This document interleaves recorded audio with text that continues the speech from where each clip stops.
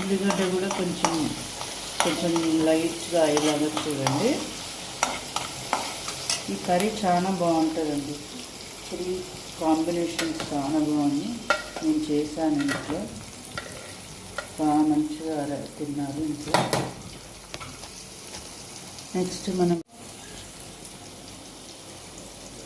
తగినంత ఉప్పు అండి, మీకు తగినంత ఉప్పు వేసుకోండి.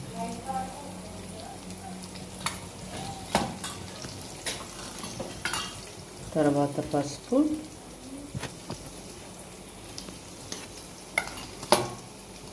తర్వాత ధనియాల పొడి,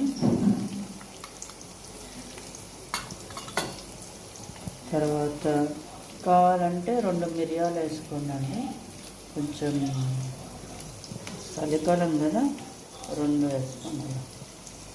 తర్వాత నేను ఎప్పుడు మెంతులు వేస్తానండి అన్ని కూరగాయల్లో. ఒకప్పుడు పిల్లలకి చాలా మంచిది. వాళ్ళని వేస్తే తినేస్తారు, వేస్తే తినరు కదా, ఇంకేం వేసిస్తాను.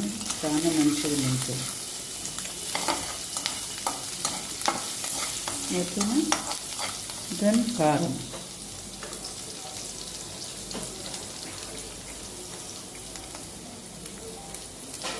మీకు తగినంత కారం వేసుకున్నాను, క్వాంటిటీని బట్టి.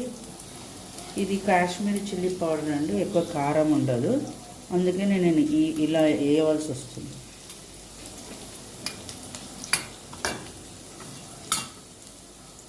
నెక్స్ట్ ధనియాల పొడి.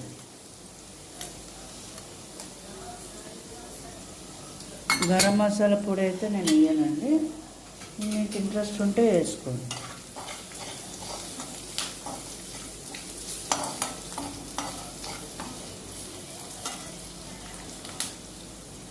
ఇప్పుడు కూరగాయలు వేసుకోండి. వంకాయ, ఆలుగడ్డ, క్యాప్సికం.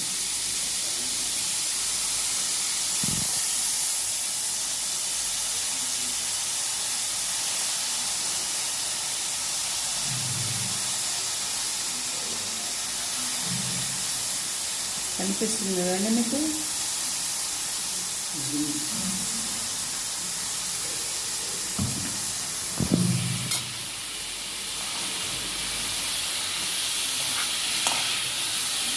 చూడండి ఎంత కలర్ఫుల్గా ఉందో. బాగా మసాలంతా అన్నిటి కొంచెం కలపండి.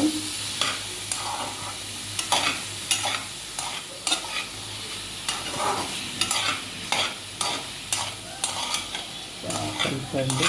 ఒకసారి ఉప్పు చూసుకోండి. నేనైతే దీంట్లో నీళ్ళు కలిపానండి, దీనికి అయ్యే వరకు పెడతాను, ఇంకా నీళ్ళు ఏం పోయాను. ఎందుకంటే ఉల్లిగడ్డ ఉంది, క్యాప్సికం ఉంది, ఇందులో నీళ్ళు వస్తాయి. మనం అది కూడా నూనె కూడా వేస్తాం కదా, సరిపోతున్నాం.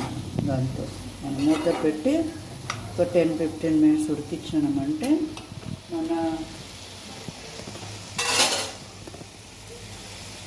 ఆలుగడ్డ, వంకాయ, క్యాప్సికం రెడీ అయిపోతుంది. ఇలా కొంచెంసేపు పెట్టి స్టార్ట్ చేయి మమ్మీ.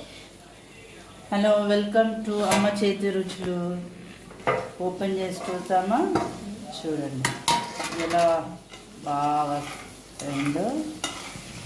అంతేనండి, ఒక 10-15 మినిట్స్ మీరు మధ్యలో కలుపుకుంటూ చూసుకున్నారంటే ఇలా అయిపోతుంది, ఉడికిపోతుంది. వాటర్ అవసరమే లేదు.